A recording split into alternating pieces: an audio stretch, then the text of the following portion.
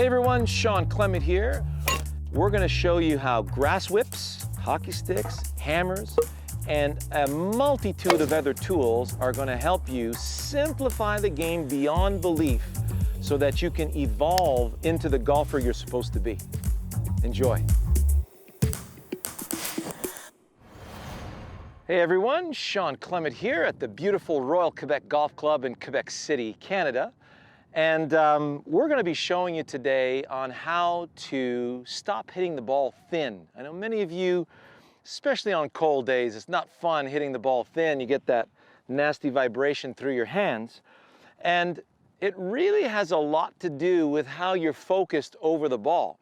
Are you trying to hit a ball, or are you trying to cut grass? Because as you know, you've seen a few of my videos now, this is a grass cutting device. And you'd be amazed at how accurate this machine is. This machine is a gravity genius. By the way, you are not defective. And just to demonstrate to you, this is a hitting stick. It's like a mock baseball at the top here. And we use these to show our youngsters on how to hit the baseball. But it also acts like a wonderful golf training tool. So let's say I wanted to, take the top off of this thing. So I want to take a karate chop and put it right below. No problem. Above. No problem. Into it. No problem. We're very accurate that way. Now, if your club, and it's really this simple, if your club is lying on the ground but your eyes are on the ball, well, the brain says, I got to come up to hit the ball, but I have to stay down to cut the grass. So if you look at, here's a nice grass whip. You've seen a grass whip before. Here's a grass whip that was adapted for golf. It's actually made in the same factory as the Bobby Grace putters. Wonderful tool, nice and sharp, and it's got a golf grip on it. So what I'm going to do is I'm going to focus on cutting grass with this tool. Did you hear that sound? Beautiful sound. Now, if I had a ball and a tee here, I'm going to put this tee a little higher. And I wanted to cut through this tee with this grass whip. Well, you'd notice that if my eyes are on the grass between the leading edge of the club and the ball, and I'm cutting through grass, you see how I passed right clean under the ball, and the ball just drops to the ground. So if the sole of your club shaves grass at ground level, how are you going to hit it thin? It's impossible, right? So I'll put the tee nice and flush to the ground now. I always want to have a direction to cut my grass, so I'm cutting grass in that direction. And now all I'm going to do is I'm going to focus on that little strip of grass between the leading edge of the club and the ball. So my eyes are actually right there, and what my mind sees is the leading edge of the club cutting through that stem. Okay. So I see the stem in my mind, my eyes are on the grass now, and I'm going to cut through that stem in the direction of that intermediate point.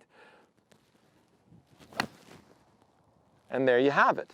So when I'm cutting through the stem, I take a nice divot. Now, let's say, here's another way of putting it. Let's say the sole of your club was a wood planing device or a wood planing tool or a cheese grater or a carrot peeler. And here's the surface of said wood, carrot, or cheese. And I'm just going to take a strip off the top of this and send it towards my target. Did you hear the sound? So I'm not going down and trying to break the board. I'm taking a nice strip right off the top, and I'm sending it in that direction. Now, this is like a bead of glue stuck to the wood. And my focus, again, is to take, my eyes are on the wood, I'm taking the sole of the club and I'm going to shave a nice strip of wood in the direction of my target. Shaving wood, shaving wood. And look at that beautiful shot flying through the air, beautifully struck off the center of the club face. So my mind wasn't on the ball, my mind was on shaving wood in that direction. Now, what's the best way to shave wood or cut grass?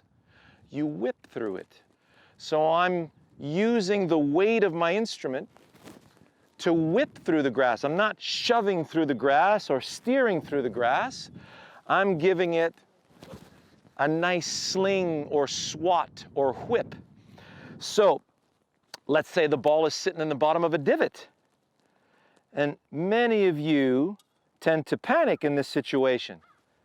This is a delightful situation because all I'm doing is I'm imagining that wood at the bottom of the divot. So when I get set up with my divot, I see the bottom of the divot between the leading edge of the club and the ball, and all I'm doing is I'm whipping through the bottom of the divot with the sole of the golf club. Planing wood, planing wood. And look at, that was the best shot so far. Get in, wow. Do you see how I just continued through the bottom of the divot? So you find, you know, you'll have a lot of different situations that you're faced with. So you could be in the divot, you could be sitting nice and high in fluffy turf. So if the turf is sitting nice and high, look at this here. See how high that ball is? So if I ground my club and I whip through along the surface of the ground, that ball's gonna just go right over the top of my club head. So what I'm gonna do is I'm gonna hover the club at the level of the tip of the tee or the top of the grass, and I'm gonna take the top blades, the top of the blades of grass and send them to my target. Top of the blades, out to my target. Nutted, right in the center of that club face, right over the flagstick again. Notice the tee is right there, hasn't moved, because I'm just nipping through the tip of that tee in the direction of my target. So learn how to adapt the sole of the club to the different situations, and the contact is always going to be brilliantly in the center of that club face. Hope you enjoyed that. See you next time.